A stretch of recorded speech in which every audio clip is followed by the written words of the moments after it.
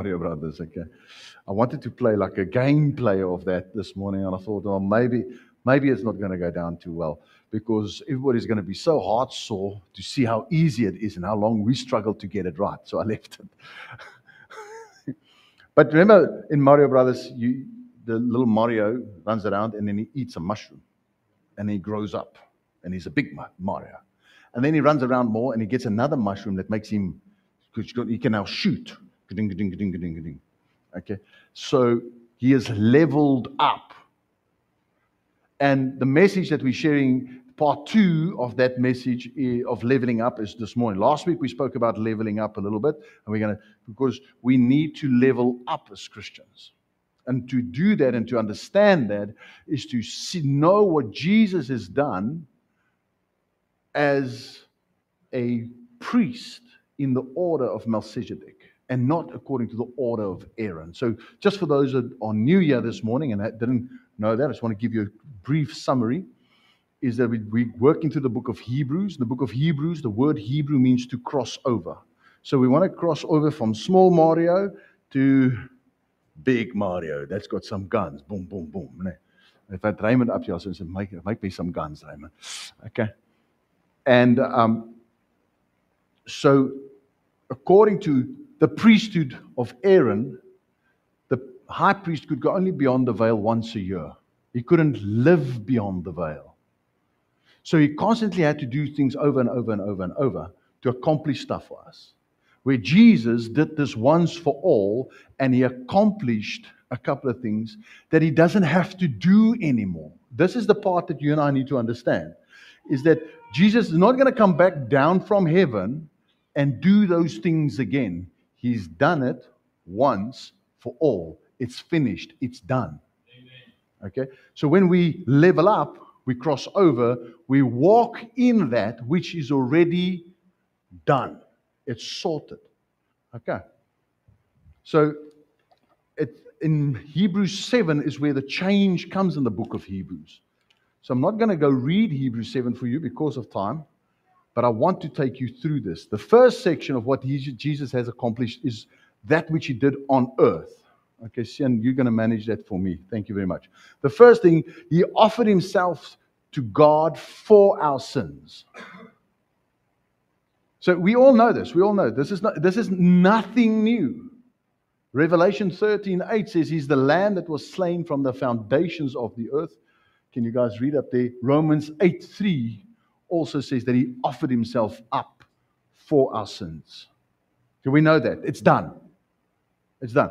So if I get stuck in confessing sin the whole time, guess where I am? I'm stuck here.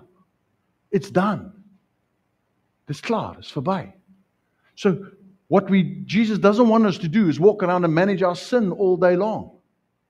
Oh, I'm sorry I did this, Lord. Oh, I'm sorry, Lord, I did this. I'm sorry I did that. You know, I lost my temper again. I'm sorry, Lord. I was speeding again, Lord. That guy drove in front of me and I gave him the fivefold ministry. Again, Lord, I'm sorry. I showed him an ID photo of himself. You know, I'm sorry, Lord. Forgive me, Lord. See, Jesus is done with that. All right. Having made propitiation for our sins. So our sin caused problems between us and God. There's an animosity there. Jesus sorted the problems. It's sorted out. Hebrews 2:7. Sin caused this problem, but Jesus appeased the problem. Okay, so now you don't have to feel guilty about what you've done. Oh, I feel so bad. You don't know my life. I once spoke to a police officer and he said, God could never forgive me for what I have done. Why? Because he's feeling guilty. And feeling guilty about what you've done wrong is a good thing. It means you're not a psychopath. Okay? Psychopaths don't feel guilty. It's fine. I'll slap you to the ground. Suck it up, baby. And then I'm going to feel bad about that. But Jesus did that. Now, I want you to understand, number one, he not only died for our sins, and you need to hear this, he also made propitiation. He didn't only do that, He also purified us. Hebrews 1:3, that not only forgiven, but purified us. So I'm not just forgiven, I'm not just reconciled, I'm also purified. But I'm not only that. This is what Jesus has also done. I'm sanctified, having sanctified us through the offering of His blood. Hebrews 10:10. Separate, set apart, and you belong to God. Can you understand how the picture suddenly starts to change? Okay, but I'm not only sanctified. On top of that, I've been perfected. Us through His offering, Hebrews 10:14. He has perfected and completed us. So it's now 5 things that He has done already. And I'm rushing through this because I want to get to the latter part. Not only that, He has consummated the covenant for us with His blood. Hebrews 8:6. And consummation requires blood. Yes? You're all looking at me funny. Okay? Is you all right? Are you still here? You're comfortable? The aircon's on? Okay? You're making me nervous when you look at me like that. The headlights are on. Doof. Okay. So not only has He's consummated this. Do you understand when I say consummated? Adults, do you understand? Just give me a yes or a no. Okay, the adults understand. No, there's blood required to consummate. He consummated the covenant for us. The next thing, He bequeathed to us the New Testament. So He didn't just do that. Now He bequeaths it. So what He does is He transfers His will and estate to us. He's done that. That's a done deal. Having sacrificed, having suffered death for everything. So He didn't do all of that. He also suffered death for everything. Hebrews 2:9, Colossians 1:20, reconciling everything to God. It's done. It's done. It's a done deal. Then the next thing, He's done all of that, and then He does the following, or has done the following already. He destroyed the devil on the cross. Hebrews 2:14. He destroyed the devil. So the devil, according to Hebrews 2:14, has got no more power. So I can't walk around, the devil made me do it. The devil made me do it. No. The scripture says you did it because you were drawn away by the lusts in your heart. Like, when I'm quoting scripture because it looks at me. Yeah? You did that, Walker, because of the lust of your heart that drew you away, not the enemy. Too many people give too much credit to the enemy. We need to take a little bit of responsibility. If we do some stuff that we ought not to do, we need to take some responsibility. The devil didn't make you do it. Okay. Having released us from slavery under the fear of death. So we are already released from slavery, the slavery of sin, because of fear of death. We're released from that. Dis verby. That is in Hebrews 2:15, 2 Timothy 1:10. Perfect love casts out fear.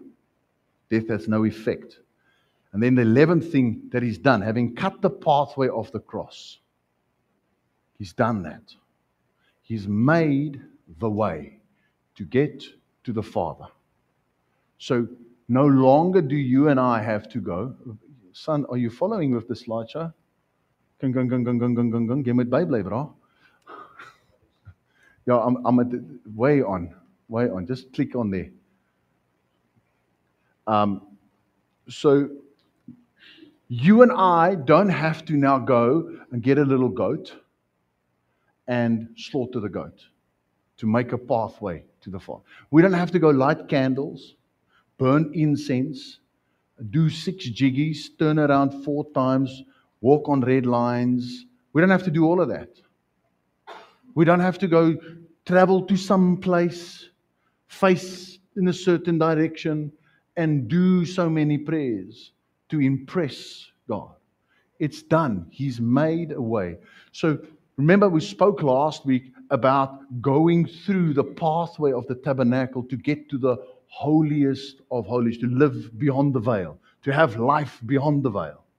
Okay, Jesus tore that veil. So now that it's torn, it's open, there's a new and living way.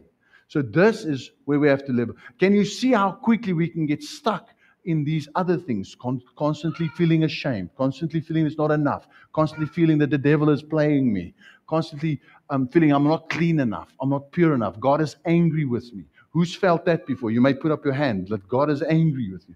Okay, Jesus has sorted it out. God's not angry. He took out his anger on Jesus on the cross. Jesus took all the wrath of God. He appeased God. God is not looking at you with a list and a lightning bolt. Oh no, Cindy. Oh no, but she likes to say this word. I'm just waiting. But I'm going to zap her today. Right into line. She wants that one more time. And Cindy's walking out. I hope I don't do it. I hope I don't do it. I hope I don't do it. God's angry with me. I hope I don't do it. Oh, I did it. Nothing comes. Why? Because it's taken out on Jesus. So it's done. Quickly we can see that's small Mario. This is where we have to level up. We have to go to this side. I'm not going to feel guilty.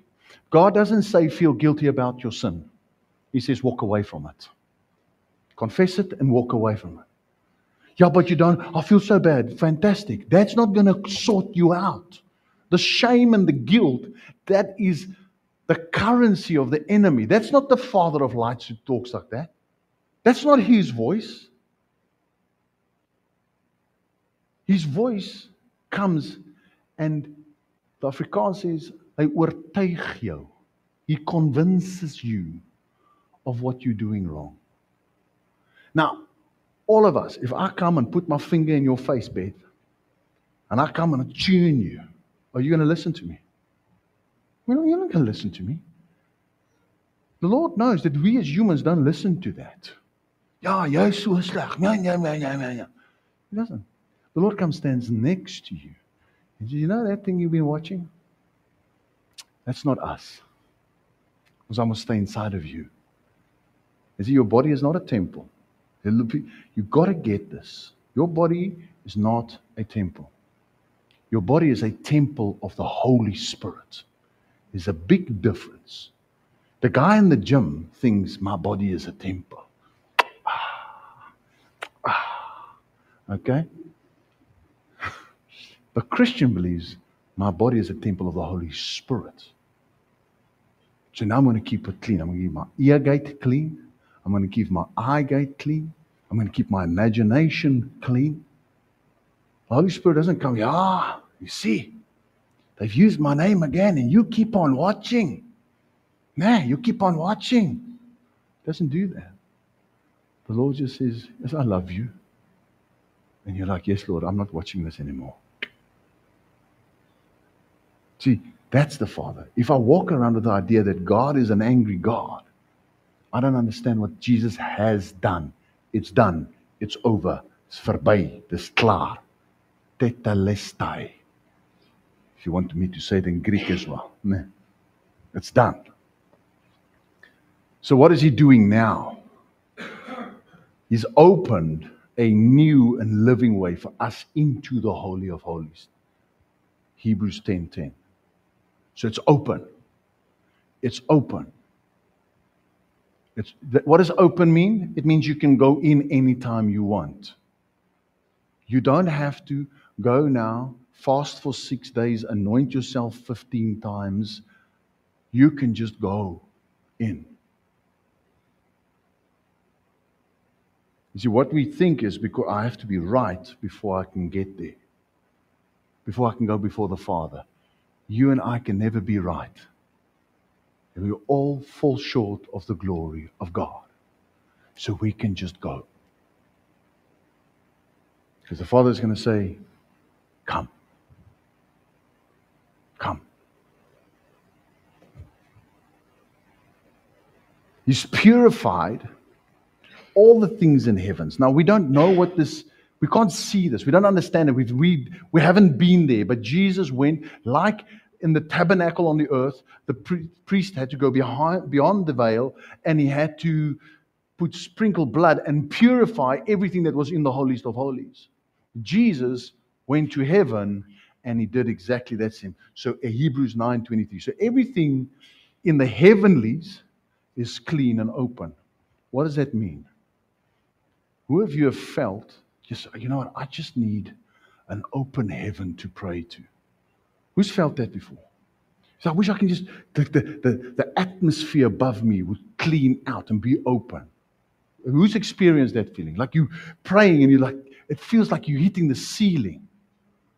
And like God's not hearing me. And Jesus purified everything there. You have got an open heaven above you. Yeah, but I did this. No. Jesus is in charge of that. Thank you very much. Not you and I. Not our deeds, our actions. Does it make sense? Are you still here? Is this interesting enough? Okay, praise die Here. It's very quiet this morning. Skalk sê net bietjie iets. Glory, glory. Dankie Skala. You're making me feel better. Having confirmed the new covenant, obtained eternal redemption. Hebrews 9:12. Obtained eternal redemption for you and us. Our salvation is not a salvation until you stuff up again. How long would that last? It takes me about 15 minutes in the morning. I've stuffed up. I want to drown one of my kids or something, you know. Who knows what I'm talking about? Don't put up your hands. I'll be the only one. It's an eternal. And He keeps it. He's done that. He keeps it eternal. Why? Because He's the representative in heaven right now. He's sitting there. I'm the representative of this eternal redemption, this eternal salvation. So if I am a believer, if I am truly a believer, if I have received Jesus into my life, if I have done that, not relied on I prayed a sinner's prayer on a Sunday morning, or I have been baptized. Baptism doesn't save, Jesus saves. A prayer doesn't save, Jesus saves. I'm saved by grace alone, faith alone, and Jesus alone. The Bible is very clear. If I am then saved, if I am, then it's eternal. Can I lose some reward in heaven? Yes. We are working for reward in heaven. Not working for salvation. Very thin line has to be very clearly stated. If I think my good works is going to get me saved, I am missing the Lord. But James, this is Jesus' brother, he says, show me your faith and I'll show you my faith by my works. You see, we are predestined for good works. And because of the good works, we'll get crowns in heaven. We won't go to heaven, we'll get crowns. We go to heaven because of what Jesus has done. But in heaven, there's crowns to be had. And that's because of the good deeds we do. We love people because God loved us. Does that make sense? I've been predestined for good works. Everybody's been predestined to be saved. In Jesus, He chose the whole world and everybody else to be saved. For God so loved the world that He gave His only begotten Son, that whosoever shall call on the name of the Lord will be saved. So God wants all men. It's the goodness of God that leads me to repent. And this is the will of God, that all men repent. So God wants all men saved. Everybody has been chosen, predestined in Jesus to be saved. But He has predestined specific good deeds for you and I. God wants you to do something in His kingdom. He wants you and I to cooperate in His kingdom. We become the body, the new man that Ephesians 2 talks about. The new man, Christ the head. The Gentiles and the Jews brought together in the salvation of Christ as the new man. Therefore, you become the body of Christ, the hand, the toe, and the finger, the mouthpiece. I don't know, maybe you can sing and you become the vocalist or the drummer, you know, children's church, teenagers, you know, maybe, you know, maybe God has blessed you Financially, now God says, I want you to be a sender. And it tells the other guy, I want you to be a goer. Because you're working in the kingdom. There's crowns to be had. Can we lose some of them crowns? Can we miss what God wanted for our lives?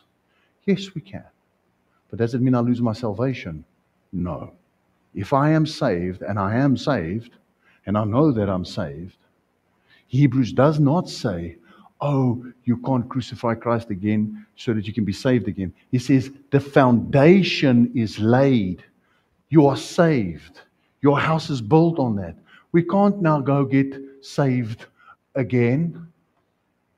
Let's just go on. Oh, but I made a mistake. I stole some money. Get up. Go on. You are on the foundation. Can't go back. Now I'm going to go back to the cross. I need to be saved all over again. No, you're saved. And while I took a detour for 10 years, I've known people, they've taken a detour. They're saved. And then they decided, you know what? Something happened. They were in a car crash, lost a pinky toe, decided to go drink again. And they took a little detour for 10 years. Now they come to the realization, I must go repent again. No, you saved. You are saved. Have you lost something? Yes, you've lost some reward. The Bible is very clear on that. Hebrews is very, very clear on that. All right. Having obtained a more excellent ministry, Hebrews 8:6. What is the more excellent ministry? Jesus is beyond the veil constantly. He is making intercession constantly. He's representing the Son of Man, us, constantly. He is putting his hands up constantly. He's interceding constantly. All the time. Where the priest on the earth couldn't do that, they once a year, go beyond the veil. I'm rushing myself. As the surety and mediator of the new covenant, enforcing the covenant. So the new covenant, Jesus in Hebrews 7:22, he is the surety of that covenant. He is the guarantee of that covenant. So as long as Jesus is in heaven, it can't be broken. Hello? And when he comes back, so we had all of that. Hey, we had this week, the end as we know it. We had that this week. So I phoned Donnie. I phoned him. I phoned him on, was it Thursday? I said, Donnie, my name is Wilco. I'm phoning you from South Coast, from Living Word. I'm part of the Living Word National Leadership. I just want to tell you that we love you. And you know what? God loves you. And we don't want you to be ashamed. Jesus already paid for his mistake. We don't want you to be ashamed. We want you to lift up your head. Donnie, can I pray with you? Yeah, sure. Father, thank you that this will work out for the good for those that love you. Doesn't the word say that? That he makes all things work to the good for those that love him. Does Donnie love the Lord? Yes. Donnie has led more people to the Lord than you and I have combined. So he loves the Lord. So God wants it to work out for the best, for the good. But what do most people do? They want to crucify him. That's not the Spirit of God. That's not understanding. That is being over there. We need to level up. The ministry of reconciliation. Reconcile people to God. Reconcile people to people. And reconciling the person to the man in the mirror. That's the ministry of reconciliation. Donnie's heart is to reconcile people to God. But in this, people got broken down away from Donnie. He said, no, we want to pray that it be reconciled. That your ministry would explode because of this and not diminish because of this. And that God would give you a new vision and take you from strength to strength, from glory to glory. See, that's understanding that it's a done deal. So Jesus is the surety. He's also the mediator. Hebrews 8:6, and then Hebrews 9:15, he becomes the enforcer of the new covenant. He enforces it. See, now, I want to make it real because it can be so out there. What does the new covenant say? What does it say? First thing, it's very important that you understand this. First, one of the first things that it says is, I will make a new covenant with you. I will write my commands on your heart. So suddenly the Holy Spirit is living inside of me. I've got an internal conviction rather than external pressures. Internally, I don't want to do certain things. Externally, it sounds like this: you are not allowed to do certain things. Are you following? So internally, I don't want to steal his money. That's the new covenant. It's in my heart. It's written on the table of my heart. Externally, it says, thou shalt not steal. That's the old covenant. You see, listen to this. The promise made to Abraham is that this promise will come unto you, descendants, and everybody that's far from the Lord. Blessing you, I will bless you. Multiplying you, I will multiply. Increasing you, I will increase you. Making you prosper, I will prosper.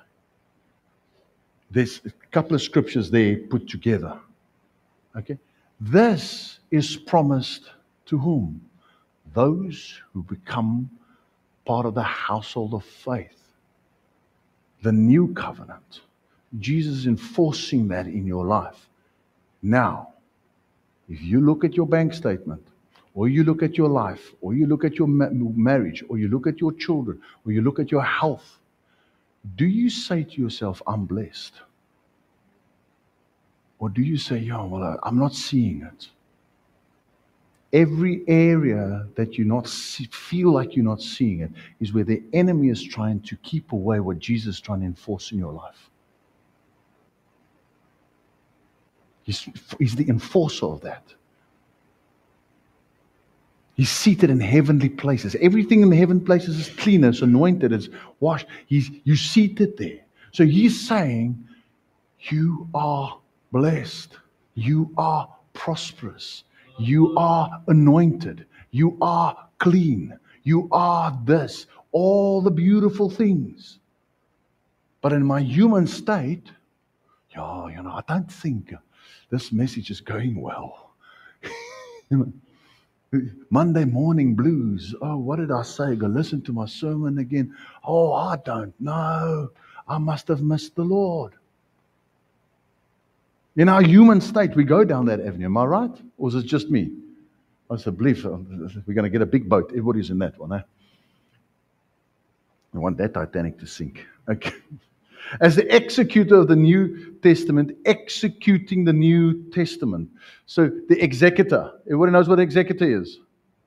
Okay, they've got the legal right to say you get this, you get this, you get this, you get this, you get this, you get this. Am I right? Jesus is the executor. What does he say, do you get? Everything. You get everything. You don't get partial part of the Holy Spirit. Oh, you see, maybe I'm going to upset somebody now. Okay? But I'm not wanting to upset. I just want to clarify. If somebody comes to you and I have got a healing ministry, they are thinking with an Old Testamentical mind. Because the New Testament says, these signs will follow those that believe.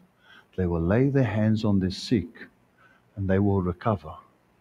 So who's got a healing ministry? Everybody. Everybody. You don't get it like, no, I'm going to give it to Bev. But maybe Bev's got a better muscle for that, and I've got to train a little bit harder. We're not going to argue about that, but it's open to every. Now, if you heard that, you've heard this prayer. Give me a double anointing, Lord. Who's heard that prayer? Okay? Do you know what that is? Old Testament. Elisha wanted double what Elijah had. But within the believer dwells the fullness of Christ. You can't get double Jesus.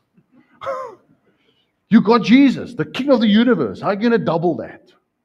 The same power that raised Jesus from the dead dwells where? In His temple inside of you. You and I, we have to practice it. You and I have to do something about it. You and I have to start flowing it. You and I have to take the courage to step over the chicken line. You know what the chicken line is? You walk in the mall, the Lord says, go pray for that person. You walk past. Not today, Lord. Okay? You got to cross over that chicken line and go pray for that person and see what the Lord does. You got to step over that. You got to apply for stuff. You got to put yourself out there. How do you spell faith? Who knows how to spell faith? R-I-S-K. Risk.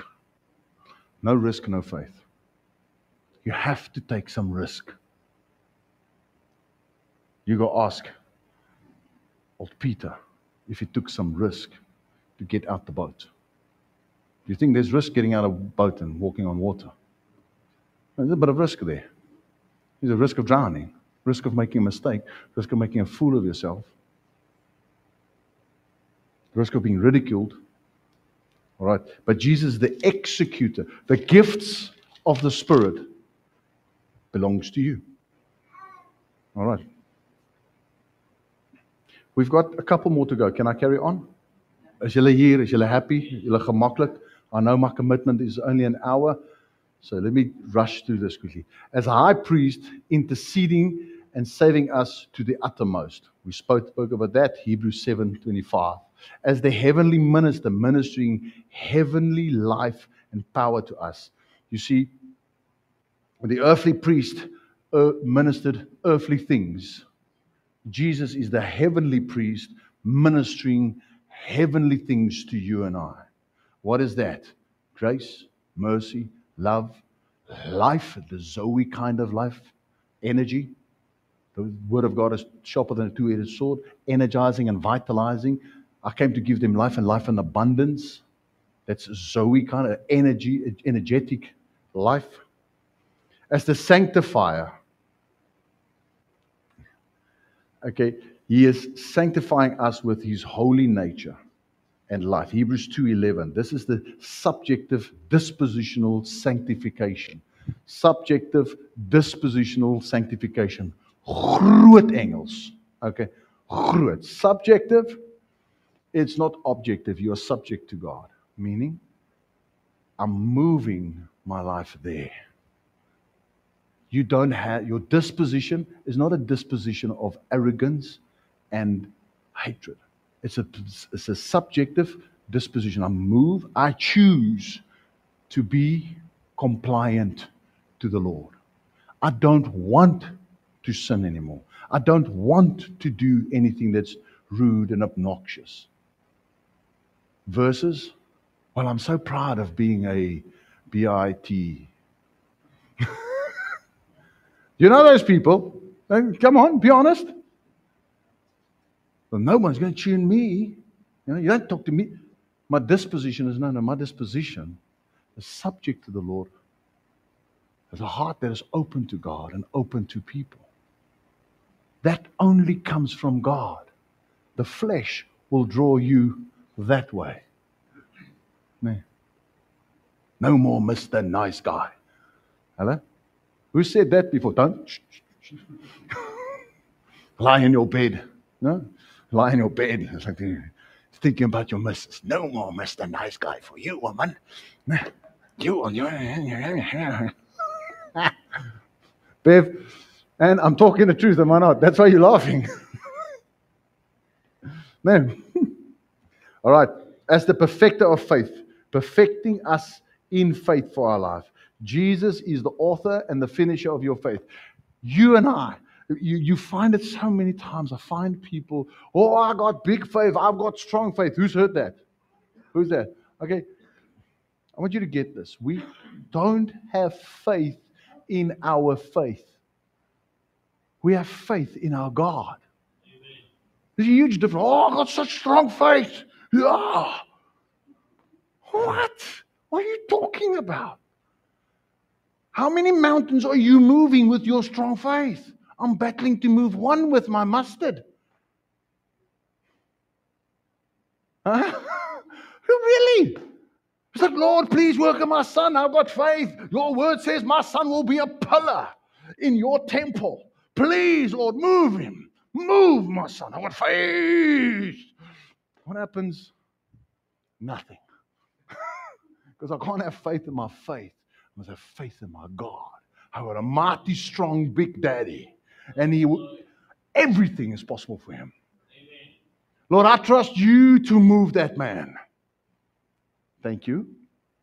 What happens? Suddenly he starts asking questions. Suddenly there's a little bit more discipline in the man. Where does that come from? Because if I've got faith in my faith, you know what I'm going to do? I'm going to start working for my flesh. I'm not going to get him anywhere. I can't even change myself. Who's tried that? I'm going to change myself. I'm going to be a better person. I lost about 6 weeks. Hey, Bev? And then we're all tired. New Year's resolutions out the door. You know what? The Here moet my help. God is the author and the finisher of our faith. He's the one writing into your faith. He's the one saying, you're going to get faith like this. And how does faith come? Faith comes by the hearing of the word of God. Have you got a part to play? Yes, get to church. Yes, get into your word. Read. Allow God to build your faith. Allow God to build your faith.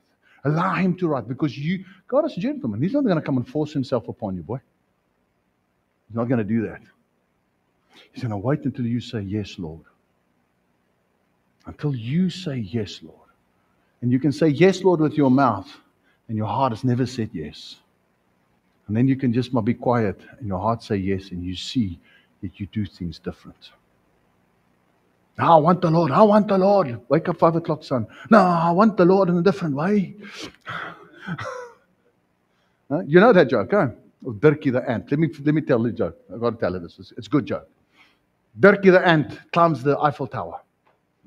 And after 40 days and 40 nights, he is 3/4 up. And the wind blows him off. And Dirkie is falling. And he's saying, can somebody help me? Silence. Can somebody help me? Eventually the voice comes out. Yes, Dirkie. Will you stop drinking? Yes, just help me. Will you stop smoking? Yes, just help me. Dirkie, will you stop sleeping around? Somebody else help me.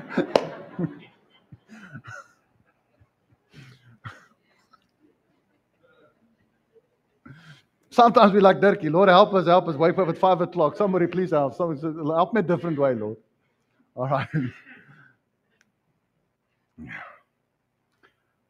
He is the God of salvation leading us into glory. Hebrews 2:10. God is turning you now constantly more into the image of Jesus than you were yesterday. Does it feel like it? No. But he is. Jesus is faithful. He's constant. He doesn't change. He's working in you and I, transforming us, taking us from glory to glory. I spoke to a guy a couple of years ago. He says, you've changed in the last 4 years. I said, well, fantastic. High five. He said, I didn't mean it as a compliment. I said, well, what do you mean? Do you want me to be stuck the same person I was 4 years ago? Or do you want me to grow? The Lord's growing you. The Lord's writing into your faith. The Lord is changing you from glory to glory. This is the important part that I want to tell you. Be gracious and patient with yourself. Take this stick, because we all walk with that stick. We walk it like this, and we hit ourselves. I'm not good enough. I did this wrong again, and I'm not a good wife. I'm not a good husband. I'm not a good dad. I'm not a good pastor. If you're a pastor, you walk around with that, and take that stick and put it down. Would you do that to somebody else? Every time they make a mistake, belittle them, break them down, and tell them you're not good enough, you're not shaping up. Would you do it to somebody else? No, you won't. So why are you doing it to yourself? Take the stick down, put it down. God is taking you from glory to glory. Be patient with yourself and have the same grace that you would have with somebody else. Some people need to hear it different. Some people need to hear, have the same grace you have for other people that you have with yourself. But a lot of people don't have grace with themselves. They make a mistake and they put themselves in the corner and beat them up. They give themselves time out. Man. Let's pray. Father, we thank you for your word this morning. Well, thank you that we have got a new and living way to come to you. Not by sacrifices that we make,